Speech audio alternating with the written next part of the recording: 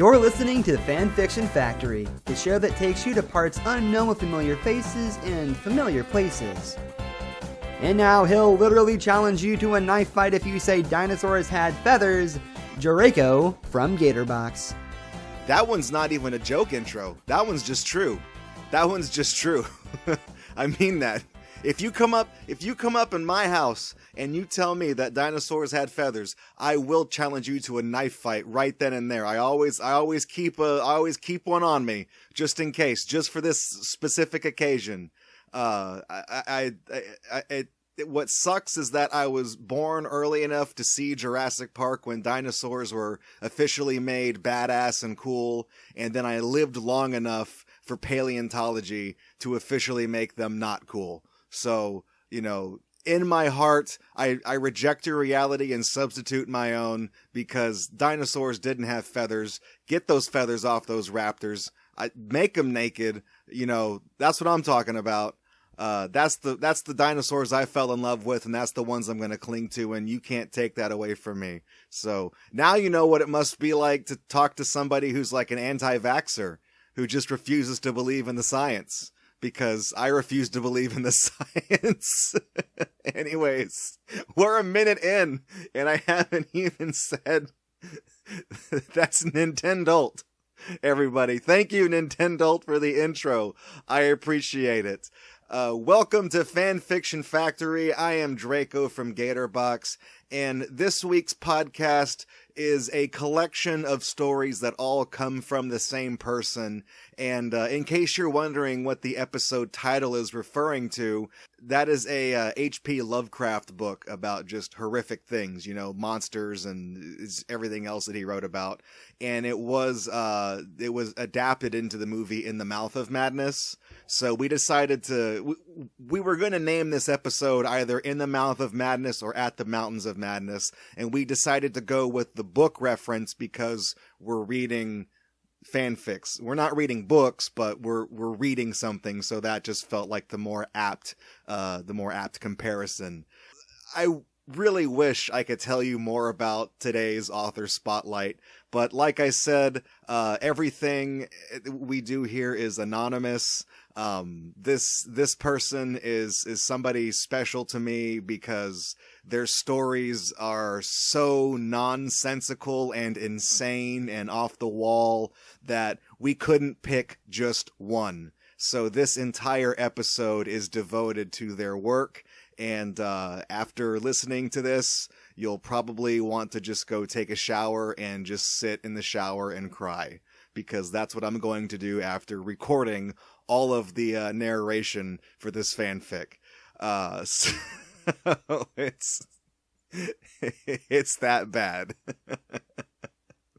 So without dilly-dallying any further, I would like to give special thanks to one of our archivists, Flux Umbreon, who helped retrieve these stories, because otherwise they are not on the live web anymore, so we had to find backups of them, and he was able to pull through. So thank you, Flux. You did a real bang-up job, and I'm both happy for that you found these, and I'm angry that you did as well. So here is the first story of the episode. It's called Stop Cassie. It is a Dragon Tales fanfic, and the description, let's just hammer it out. The description says, Cassie's mom is trying to get Cassie to stop doing chocolate wagons in her pants. I'm going to read that again. Cassie's mom is trying to get Cassie to stop doing chocolate wagons in her pants. Now, I know that you guys are smart enough to decode what that means, but why is it called a chocolate wagon? Why? I've wondered this for many years since I found these stories.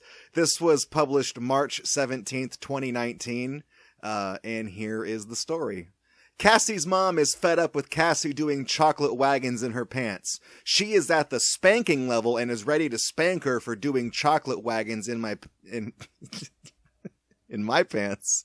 She is at the spanking level and is ready to spank her for doing chocolate wagons in her pants. I want my toys back, said Cassie. When you stop doing chocolate wagons in your pants, shouted Cassie's mom. Cassie sighed. Okay. That night, Cassie's mom was giving Cassie a bath, and she was all clean, and clean clothes were put on her. Remember, don't do chocolate wagons in your pants, said Cassie's mom. Okay, said Cassie.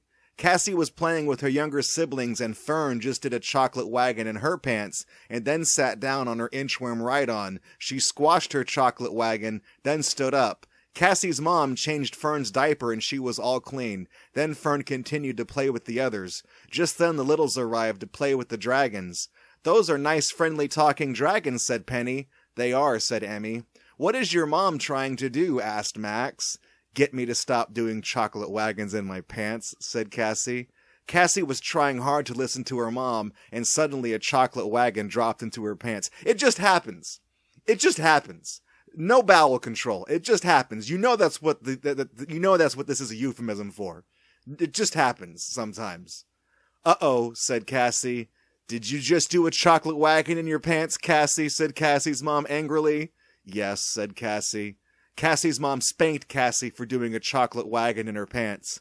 Cassie's mom led Cassie to the bathroom and put her chocolate wagon in the toilet and wiped her butt and put a clean pair of underwear on her. Remember, Cassie, don't do chocolate wagons in your pants, said Cassie's mom. Cassie knew school was coming soon. She also knew that the school was going to throw her out for doing chocolate wagons in her pants. The other dragons knew the same thing, so Cassie had to remember not to do chocolate wagons in her pants. Suddenly, a chocolate wagon dropped into her pants. Uh-oh, said Cassie. Did you just do a chocolate wagon in your pants, Cassie? Said Cassie's mom angrily. Yes, said Cassie. Cassie's mom spanked Cassie for doing a chocolate wagon in her pants. Keep this up, you won't go to school, Cassie. Do you understand me? Said Cassie's mom angrily. No, said Cassie. Hey, do you understand me? Yelled Cassie's mom angrily, spanking Cassie. No, said Cassie. Hey, do you understand me? Yelled Cassie's mom angrily, spanking Cassie. No, said Cassie. Hey, do you understand me? Yelled Cassie's mom angrily, spanking Cassie. No, said Cassie. Hey, do you understand me? Yelled Cassie's mom angrily, spanking Cassie. No, said Cassie. This goes on for... It's copy and pasted like 12 times. It just keeps going. So let's just skip ahead a little bit. Hey, do you understand me? Yelled Cassie's mom, angrily spanking Cassie.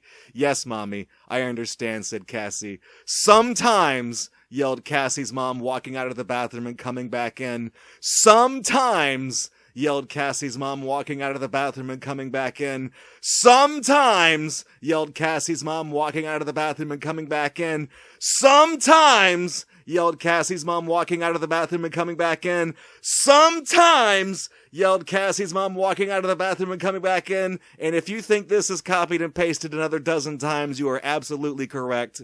And it, you guys can see why we picked this now. So let's jump ahead a bit. Let's hit the fast forward. Sometimes when little dragons like you do chocolate wagons in their pants, they get spanked, yelled Cassie's mom. Cassie just took a bath and got cleaned up, and Cassie's mom got her a clean pair of underwear and dressed her. Now stop doing chocolate wagons in your pants, Cassie LaFleur, yelled Cassie's mom furiously. Wow, Cassie's mom is trying to get Cassie to stop doing chocolate wagons in her pants, said Max. Yes, said Emmy. Cassie was playing with her younger siblings, and suddenly she felt she had to do a chocolate wagon. So she rushed into the bathroom and sat on the toilet and pulled down her pants and did a chocolate wagon in the toilet. Very good, dear, said Cassie's mom. She flushed the toilet and washed her hands. Cassie finally stopped doing chocolate wagons in her pants altogether, and she got to go to school and played with the toys, and played on the playground, and Cassie promised her mom she would stop doing chocolate wagons in her pants altogether. The end. So, that's our lead-in. That's the one we're starting off with. Figured that'd be a real attention grabber. Now, unfortunately, because we're reading these in an archived format, there are no comments available for us to look at on these stories. But even when they were published, they did not receive a lot of traction, and people just kind of ignored these. I don't know why. These are screaming out to be the kinds of fanfics that people read ironically and leave, like, joke comments saying, wow, this is the greatest thing I've ever read. You should write more. You know what I'm talking about? But unfortunately, we don't have access to the comment sections of any of these stories this week. But that was Stop Cassie.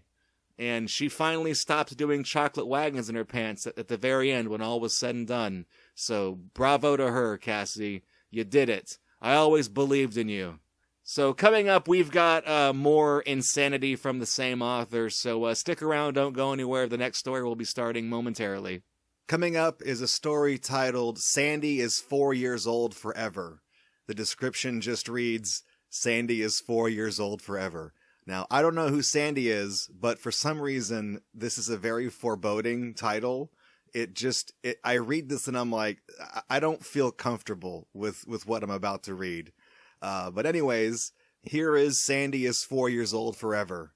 Sandy made a wish to be 4 years old forever. Blinky and Pinky were with her as well. Sandy wants to be 4 years old forever, said Blinky. She just wants to stay 4, said Pinky. Sandy was sitting on her bed playing with her toys. I want more toys, said Sandy to herself. Sandy decided to go to the mall with her mom. Sandy went in the toy store to look around for toys she wanted. EJ was there. He wished to be 6 forever. I'm 4 years old forever, said Sandy. I'm 6 years old forever, said EJ. Sandy and EJ sat on a bench in the mall. I love going to the mall, said EJ. So do I, said Sandy. Back at home, both Sandy and EJ wrote their list for what toys they wanted in the future.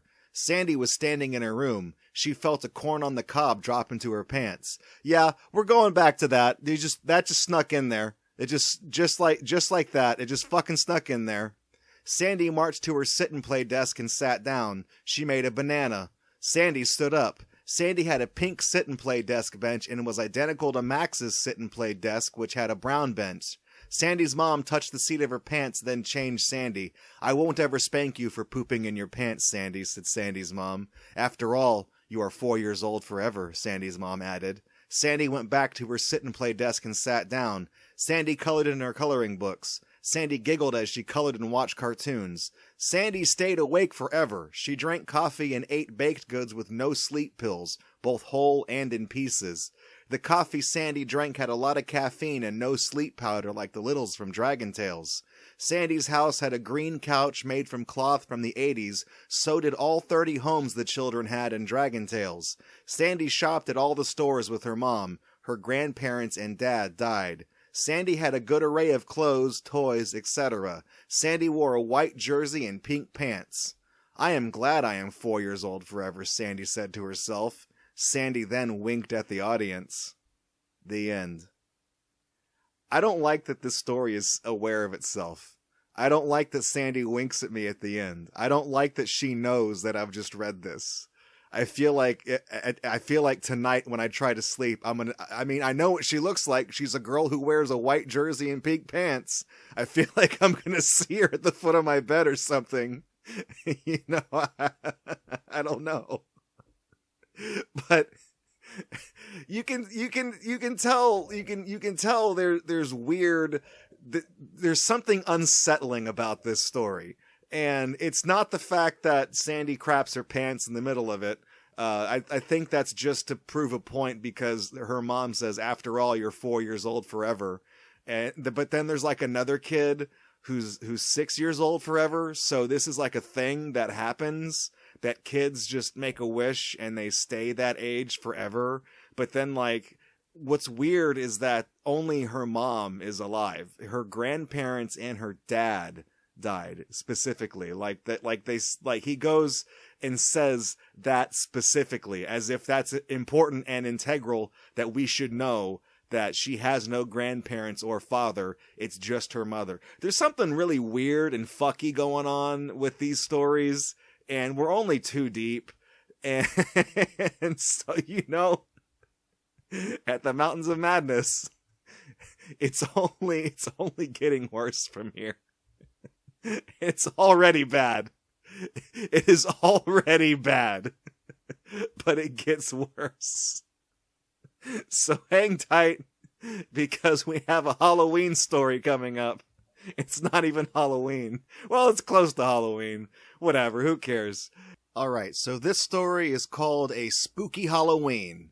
And the description says, Max and Emmy go trick-or-treating. I guess I should point out this is another Dragon Tales fanfic. So was the previous one, even though I'm pretty sure there's no character named Sandy in Dragon Tales. I'm not well read in the Dragon Tales deep lore, but I don't think Sandy is a character. I know it's Max and Emmy, and then wasn't there like a kid in the last season whose name was like Enrique or something, because there were dragons that spoke Spanish, so that they made it bilingual. I think I watched the Defunct Land documentary about Dragon Tales, so like that's where my knowledge is coming from. So anyways, here's A Spooky Halloween. It is Halloween morning. Max and Emmy are sitting at the table coloring. They are out of school forever. Emmy is still 6. Max is still 4. Emmy is wearing a yellow jersey and blue jeans. Max is wearing his normal clothing. It's been since you were born since Dad has passed away, said Max. Right, Max, said Emmy. Just Mom and us two, Max said. Right, Max, said Emmy. Soon they knew other kids would join the family, and the house would be renovated to make room for all 128,000 children and the Gypsy Vandercat ponies. I'm going to stop because I've tried to Google Gypsy Vandercat ponies, and I don't know what that means. And if somebody could tell me, I'd really appreciate that, because I don't understand how crazy this has gotten. Emmy went to Max's sit-and-play desk and sat down. Emmy wrote about Halloween. I am 4 forever, said Max. I am 6 forever, said Emmy. Emmy danced with Mom and felt gas coming. Emmy farted and it sounded like the drum from kids' dance music when the music stopped and before the music resumed. What was that, said Mom. Excuse me, said Emmy. Emmy ate an English muffin and danced with Mom some more. That afternoon, Max and Emmy and Mom were having lunch. They were having pizza. After lunch, Max and Emmy went trick-or-treating for a good 8 hours and 30 minutes. Max, Emmy, and Mom had cheeseburgers for dinner with fries and pickles. Mom danced with Emmy some more. Emmy farted and it sounded like the drum from kids' dance music when the music stopped and before the music resumed. What was that, said Mom. Excuse me, said Emmy. Then Max and Emmy took a bath. Emmy made bubbles in her bath. What was that, said Mom. Excuse me, said Emmy. Then after their bath, Emmy danced with Mom some more. Emmy went into the playroom. She had to go poo-poo. She stood in her pants and felt poo-poo coming, and it dropped into her pants. Emmy sat down in her chair. She made a banana. Emmy stood up and Mom powdered her and wiped her and changed her diaper. Then she went back into the playroom. Mom renovated the house, and the other 62 children came and moved in because their parents and grandparents died, and each little was multiplied by 2,000 from that night on, and the Gypsy Vandercat ponies moved in as well with all the treasure they stole. They stole it all and cleaned it out and escaped. Great to be here, said Courtney. Yes, it is, said Max. Dawn drank her coffee and relaxed. She and the other littles had their Halloween candy in a storage room in a vault. Emmy's friend Allison has died. She was 6 and she did her family. They were in heaven and Emmy wished them luck.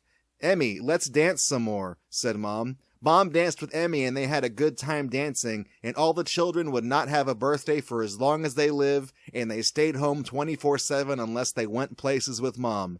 Molly was sitting at her desk coloring. Her chair was red. It was painted and varnished and smoothened. She loved her furniture and toys, so did all the other littles. They enjoyed having just snacks and desserts for the rest of their lives.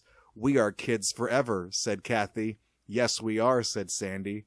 So the children settled into their new family and their new homes. They had 23 houses and 23 neighborhoods, and they got candy from all 23 neighborhoods, and they loved it. And all the children enjoyed being together forever, and they played together, and they got along. So did the Gypsy Vandercat ponies, and they were one big happy family. The Ultraverse was clean, green, bright, and peaceful, as well as everything beyond it, and it would be that way forever, and it was the beginning of a new world. Courtney peeled a banana and ate it. She was happy to be with all her friends, and she loved her friends from the bottom of her heart, and the others loved her from the bottom of their hearts. Ash and his friends had all the Pokemon, and they were trained to the highest level. He and his friends were retired, and Ash won all the trophies, and they got all their diplomas. All evil was sentenced to death, as well as Entei, and Molly and her friends were happy to be together forever. They would be together forever until the day they die, so would the Gypsy Vandercat ponies. They were one big happy family from their final birthday on. This is the beginning of a new world, said Max. Yes, it is, said Emmy. Mom took a picture of the whole family and treasured it forever. Mom loved the picture a lot. Max and Emmy and the other children sat down in their chairs for the night. The end. So do they just sleep in their chairs? Because there's no beds. They don't talk about beds. They talk about sit-and-play desks and red varnished chairs, and Max and Emmy and all the other children sat down in their chairs for the night. What does that mean? What does that mean? And why is it so creepy? This story is probably the worst one, because just right out the gate, you know, Max says, it's been since you were born, since Dad passed away. Max is the younger of the two, so how could Max's father have died if Emmy is 6? And who's Max's father? Because the math doesn't check out on that one, buddy. I don't know. And then right then and there, I am 4 forever, I am 6 forever, and then Emmy farts a couple of times, and then they go trick-or-treating for a good 8 hours and 30 minutes.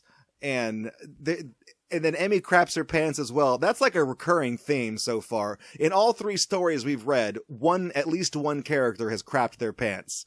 And I really don't know why that's a recurring theme, but it just is. And there's 23 houses in 23 neighborhoods, and they trick or treat in there, and everyone says they're kids forever. And then I don't understand. Why is Ash Ketchum mentioned? Who cares about Pokemon? This isn't even about Pokemon. Ash just shows up and he has I guess he's got all the Pokemon and he's got all the badges and he won everything. So good on him. Congratulations, Ash, on 100 years in the business. I knew you could do it. And then at the very end, Max just says, this is the beginning of a new world. And then that's when they all sit in their chairs for the night. Like, that's fucking creepy. That's some Children of the Corn shit right there. Like, and speaking of shit, this author seems to know a thing or two about it, because people can't stop crapping themselves. It talks about the Ultraverse.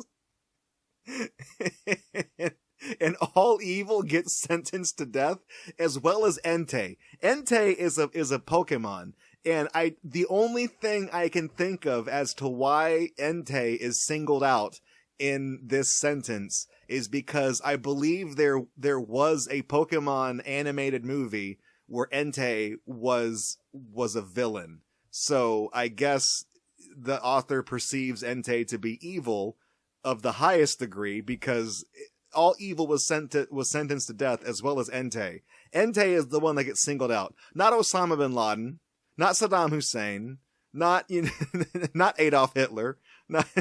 It's fucking Entei, okay? That's the level of non-functional we're dealing with here. And what makes this a spooky Halloween? The fact that there's Gypsy Vandercat ponies and 128,000 kids that move in? Like, they go trick-or-treating and they keep their candy in a vault. Like, well, that's not what you keep in a vault. Who's gonna, if someone breaks in and opens that vault, there's just gonna be Snickers bars. Fun-size ones, too. Ain't even the full-size bars. Like, who cares about that? Who fucking cares?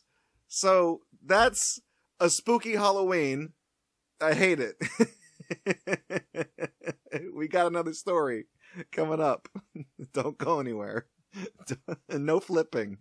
This story is called That New Little Girl on the Block, and the description reads, a new little girl moves into the neighborhood. So good. I can't wait to see who craps their pants in this story. Here we go. A new little girl moved in next door to Mom and the Littles and the Ponies. We don't know what her name is. She was wearing a purple sweatshirt with a flower on it, and she wore blue jeans. Her age was unknown as well. She had brown hair, and whatever her age was, she was going to stay that age forever like the other Littles. A new little girl moved in, said Max, but her age is unknown as well as her name, said Emmy. That little girl was dancing with her mom, and that little girl broke wind, and it made a sound. What was that? Said her mom. Then that little girl sat down. Well, there's our quota. Emmy was coloring with Max in the basement playroom. They all met that little girl and became friends. She, Max, the other Littles, and that little girl were their normal ages and sizes forever. Baby Princess Cupcake went to the supermarkets to steal baking mixes, cooking oils, and eggs, then escaped and came back home. Prince Winter Flurry was proud of her. Baby Princess Cotton Candy and Princess Cotton Candy ate all the flowers in the world and ate more and more flowers. Emmy enjoyed being 6 forever, and the other Littles enjoyed being their ages forever, and their sizes. They would stay that way forever. They would also stay awake forever. Courtney was walking around the yard. She was having fun playing Road Trip. Amelia was 15 forever. She loved being 15 with a boombox in her room, a vanity, TV, and 2 VCRs. Jennifer was 16. She loved being 16 forever. She had a driver's license and she drove and had fun. Samantha was 16. She enjoyed being 16 forever with the same things as Jennifer and Amelia. Nancy just turned 18. She got her driver's license and she loved her car. Allison turned 13. She stayed 13 forever. They also enjoyed staying home 24/7. Jessica was watching TV looking for cartoons. There's no cartoons on, said Jessica. Jessica decided to walk around the house until her cartoons came on. Emmy was sitting at her desk drawing. It was 2 a.m. Only the ponies were sleeping. Jessica sat in her chair drawing. She loved her new family. The end.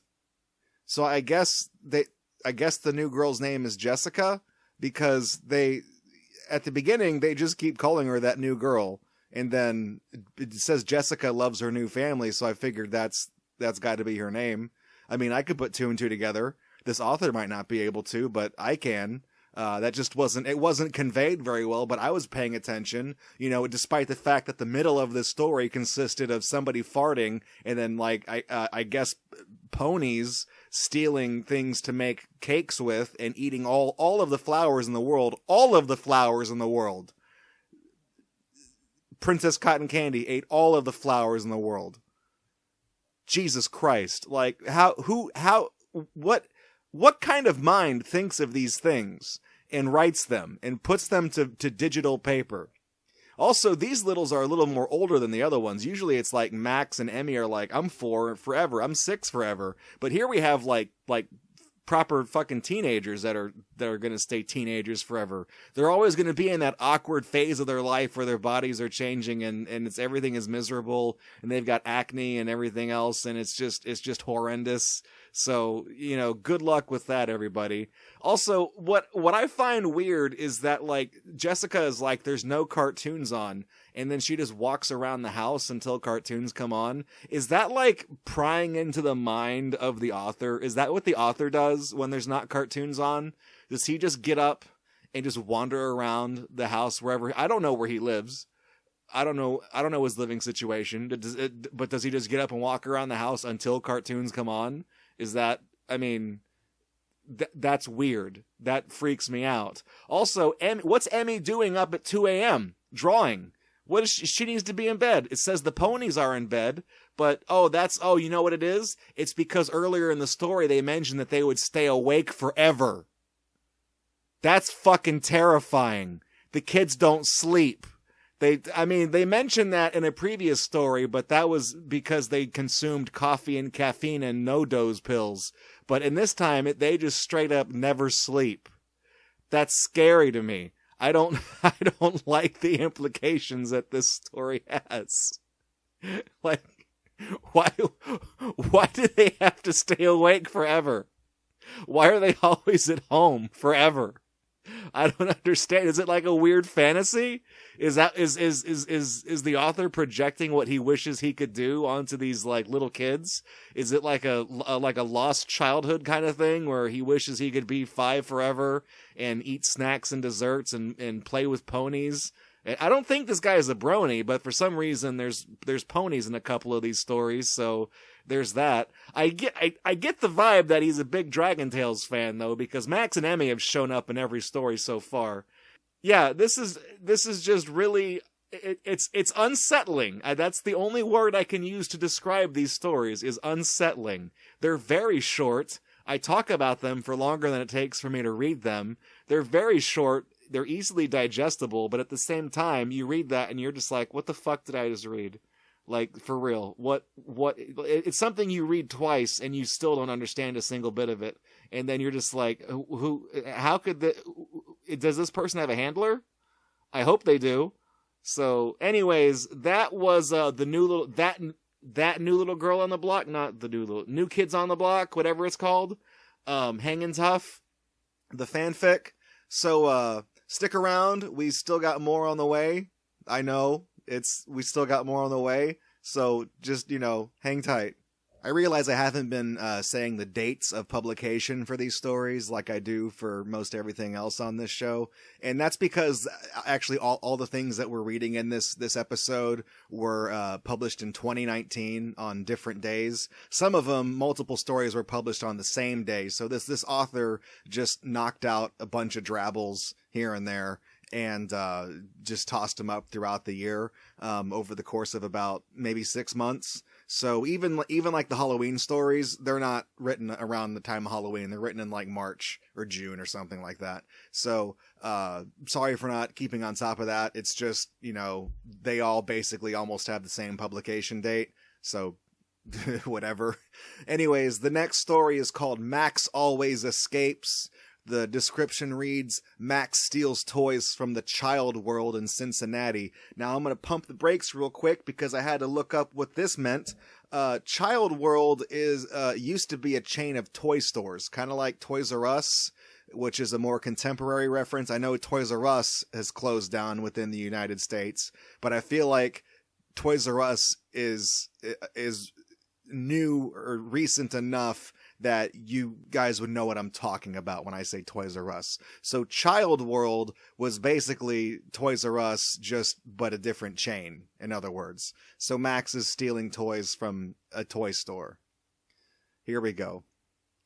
The Child World in Cincinnati was busy during its entire day. At 10 a.m. sharp, Max went into Child World and started stealing toys. Max carried a box of duffel bags and started putting toys in them. Max also had cardboard boxes and tape to tape them shut. Max then started putting the full duffel bags in the boxes one by one. When the boxes got full, Max taped them shut. Max then used rope to tie the boxes together. Max then ran out of Child World without paying for the toys he stole. He then put the boxes on a flatbed trailer and then started driving his Power Wheel school bus home. Max then put the toys he stole in a vault after taking them out of the boxes and duffel bags, which he would use again to steal more toys. I will be free forever, said Max. Good job, said Princess Lightning Applejack.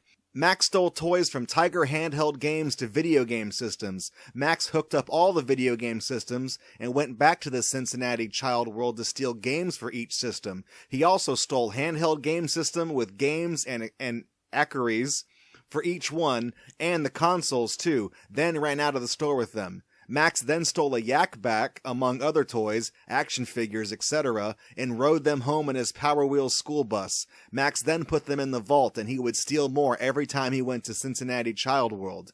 Max continued stealing toys from the Cincinnati Child World and stole some more toys and rode them home in his Power Wheels school bus, and the ponies kept erasing his permanent record. I wish I had a self-erasing permanent record, said Max. His wish came true. The ponies wished for the same thing for each. It came true. All the crimes they committed would be forgotten forever. Max went to Child World and stole Pokemon toys and other toys and brought them home, and he continued to steal toys, and he continued stealing from the Child World in Cincinnati, and he would put them in the vault.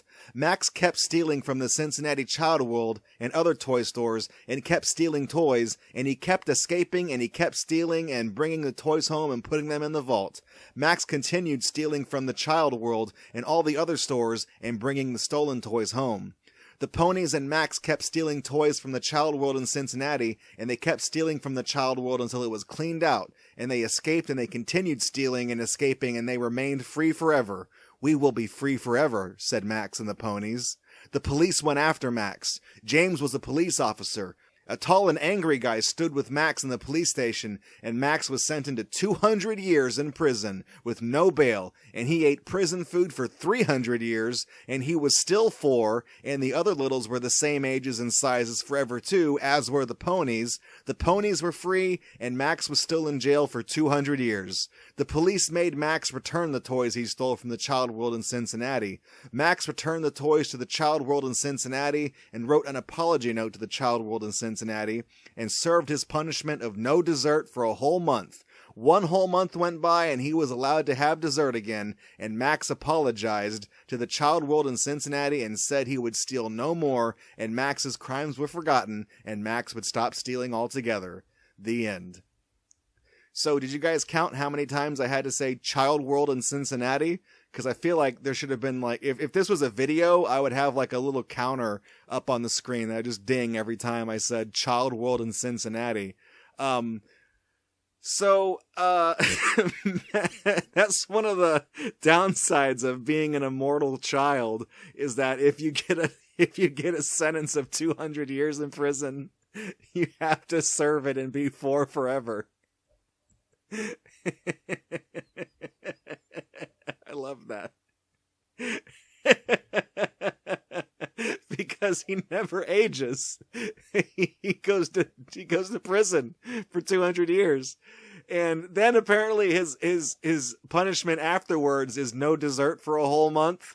Like, okay, I just served 200 years in the slammer, where I presume Max received no desserts. He ate prison food. The story even says he ate prison food. And I don't think prison food includes desserts. I don't think it's like a Lunchable that has like a fucking Oreo like just off to the side, you know? But what's weird for me is that like the author specifically mentions that Max stole a yak back. That's a throwback. This is a story written in 2019. Yak backs haven't been a thing at this point for like 25 years. So for him to be like, for him to specifically call out yak back, I'm just like, what is this? What is this? Stealing Tiger handheld games? Those things suck. Steal the good stuff, Max.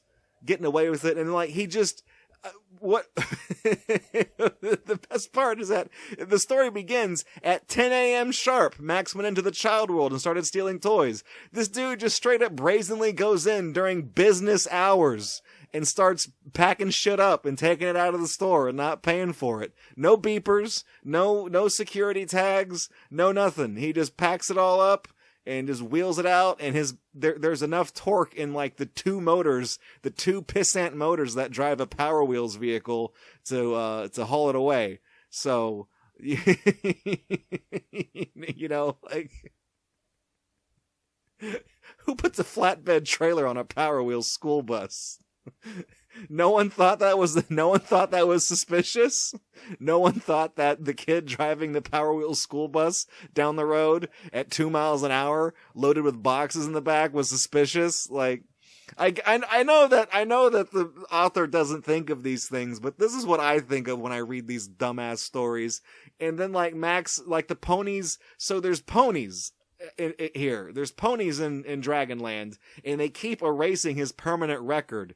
I think the term you mean is criminal record or rap sheet. This isn't like school where you have this goes on your permanent record. It's not like Doug, okay? Where Mr. Bone keeps saying it's going to go on your permanent record. But Max says he wished he had a self-erasing permanent record, and then the ponies got one too, and then all of his crimes were forgotten. But he still paid for them in the end. The story is Max always escapes, and in the end he doesn't even escape. He goes to prison for 200 years. He doesn't get away. He gets away with it for a while, and then he gets sloppy, and then they catch him. Just like that's how they got Capone. They let him slip up on his taxes, and then they railed him. You know, God, Max. But so we've got one more story, okay? So bear with us. We're gonna pull it up and we're gonna read it. So hang on, don't go anywhere. We got one more story coming up. We're going to be capping this one off with another Halloween fanfic. This one is called Fright Friday, and the description reads, Max and his friends get ready for trick-or-treating. I guess I should have read this one before we read the Spooky Halloween, because this is them getting ready for Halloween, and the other one took place on Halloween, and they went trick-or-treating for like 8 hours and 30 minutes or whatever they said in the story. So I got them backwards, but who cares? None of this makes any sense. It doesn't matter in the end. Here we go. Fright Friday. Penny and Max were sitting in Penny's treehouse. She made treehouses for each of the 30 homes, one treehouse in each backyard of the 30 homes. It was a cold, crisp Friday afternoon in October. Today is the 13th, said Max. And it's Friday, said Penny. And it's October, said Max. Right, said Penny. Max and Penny went to the pumpkin patch to look at the pumpkins. Max and each of the littles picked a pumpkin and took it home. They each got a gourd and also took it home. The littles made jack-o'-lanterns out of the pumpkins and used scary faces, and the littles also went apple picking and picked apples for apple pies, apple turnovers, apple crisp, and other apple things. It was still October, and they enjoyed the cool autumn breeze. I'll be ready for trick-or-treating, said Max. Me too, said Penny. Max helped Penny rake up the leaves and put them in bags, and a lot of bags were full of autumn leaves, and they were out front so the garbage trucks could pick them up. Penny and Max continued raking leaves and putting them in garbage bags until they were all picked up. I love Halloween, said Max. Me too, said Penny. Mom took all the 180,000 littles for Halloween costumes. Penny and Max made ghosts and scarecrows out of garbage bags full of leaves. Penny and Max sat down in the basement playroom with the others while Mom and the other neighbors went to buy big bulk bags of Halloween candy at the Price Club warehouse. Halloween was on its way. Mom took the littles to a haunted house. Max and the other littles went into a dark haunted house and see what they could find. It was dark all over the house. Then they found a lot of old things. Then they found a tractor. And then they went on a haunted hayride all over the beach. During the haunted hayride, they saw bats, ghosts, goblins, and witches. And they enjoyed the haunted hayride all over the beach. And they saw werewolves and scary monsters. After the hayride, the littles all went home. Back at home, apple pies, etc. were cooled. That house was really haunted, said Penny. We love Halloween, said the littles. Halloween morning came and the littles had a Halloween breakfast and did chores until noon. Then the littles went to lunch at Friendly's and then had ice cream. Back at home, the gang made cupcakes and a cake with orange and black icing with ghost sprinkles on them. And the children went trick-or-treating and had a Halloween party and saved their Halloween candy. Then the littles sat down in their chairs in the basement room for the night. The end. So this one's like the least weird. And that's saying a lot because it's still out there, but this one is the most normal sounding story out of the 6. It's very peculiar, especially the phrase, Mom took all the 180,000 littles for Halloween costumes. So that thing with there being, 100,000 plus kids that move into the neighborhood is still a thing. That is a massive population. That's 180,000 is basically 1/5 of a million. It's a lot of fucking kids, okay? It's a lot of trick-or-treating. They better get a lot of bulk bags of candy at the Price Club warehouse, which is a very specifically oddly named place. It's capitalized too, as if it's a real place. So I've never heard of Price Club warehouse, but given the fact that this author has written about Child World in Cincinnati, I feel like Price Club warehouse is probably a real place too. I've just never been to one. Or they don't exist anymore because whatever, I don't know. This one is the least offensive. Nobody craps their pants. Nobody farts. Like that's where the bar is set, okay? But it's still creepy that, Halloween, they had a Halloween breakfast, blah, blah, blah, blah, blah. Halloween comes. It's Friday the 13th.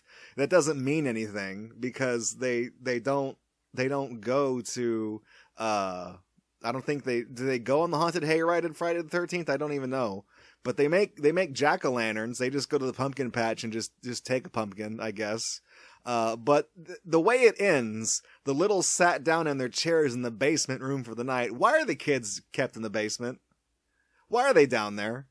How come the kids don't have bedrooms? I mean, I know they never sleep, but why don't they at least have their own room? They just sit in. I picture them. I picture it like all of the androids in iRobot that are just deactivated, where there's just thousands of them just sitting there doing absolutely nothing. They're just standing waiting to be activated and turned on. I just picture a basement full of children sitting in chairs all facing one direction, and they're just sitting there doing nothing. And that is probably that's like creepypasta territory. You could write a creepypasta based upon the works that we've read today, as long as somebody craps their pants to make it extra spooky. Maybe they crap their pants and it's a ghost. maybe the ghost craps their pants. Figure it out. You guys are smart. You guys are creative lot. But that's it for the At the Mountains of Madness podcast. That's really all we have to feature from this author. There's more stories, but we really wanted to pick out the ones that highlighted just how crazy and off the rails everything goes.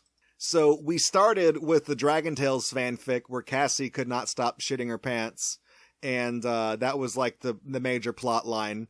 And we led in with that. And then we had the beginning of the kids being 4 years old forever. Then we had the spooky Halloween where they talk about their dad dying. That new little girl on the block, we actually did order these intentionally. We put Stop Cassie first because that was the most barbaric of them all. But the other ones, we did order them in such a way so that they logically made sense and built upon the previous one. Like, oh, okay, their grandparents and father's dead. All right, so it's just the mom. Oh, there's 180,000, kids. Oh, there's Gypsy Vandercat ponies or whatever. And, then, they're going to stay 4 and 6 years old forever. So we did organize them in such a way so that they progressed, I guess. Although none of these stories are linked to each other, we wanted to arrange them in such a way that at least tried to make sense of the madness. And I think we did a pretty good job. I mean, given the material,